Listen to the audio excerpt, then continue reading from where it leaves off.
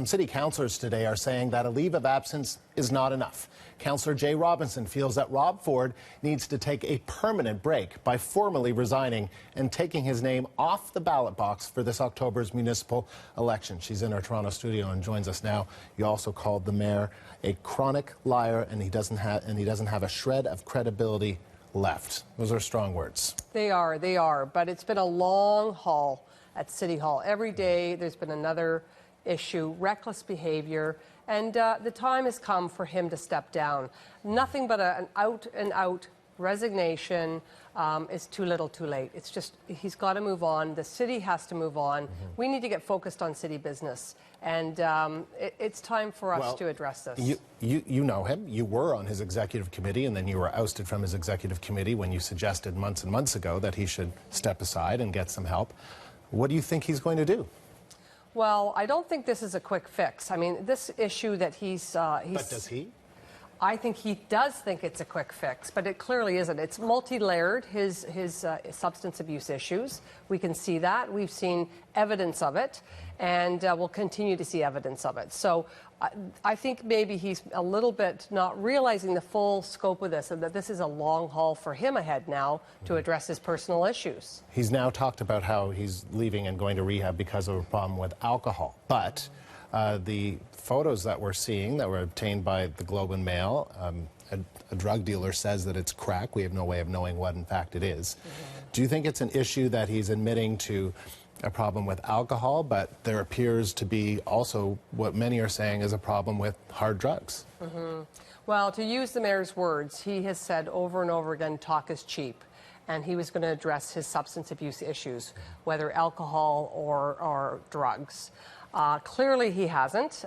We have evidence that it's as recent as Monday that he's been partaking in that. But he continues to tell the city, the residents, the Torontonians, that he has stopped, that he's clean, and that he's moving forward.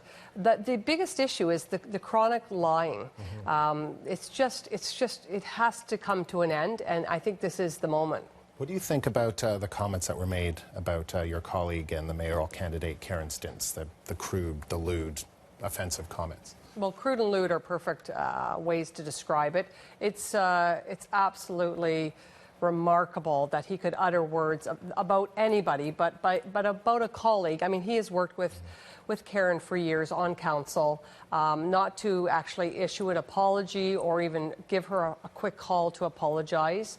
Clearly that was he was in some type of drunken stupor or drug-related stupor, but it's unbelievable. It really is. It's very, very disturbing. What do you think the police should do, or should they do anything when they see the chief magistrate of the city, the Toronto's mayor, appearing to smoke what could be crack cocaine? I mean, at one point people asked the question, and I know we've asked this before, but do you have any sense of what they should do? Well, you know what? I've been quite sympathetic to the police through this whole exercise, we'll call it.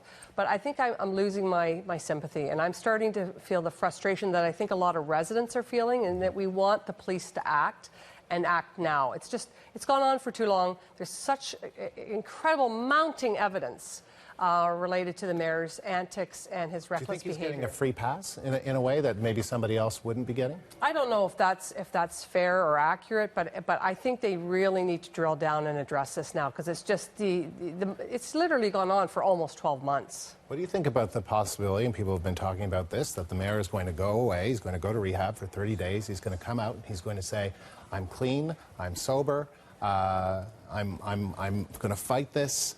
And he does have a bedrock of support, right, in so-called Ford Nation, that he could stay on the ballot and actually win in October. You know what? I think if he really truly cares about the city, and he says he does, and if he really cares about and respects the office of the mayor, he should really remove his name from that ballot.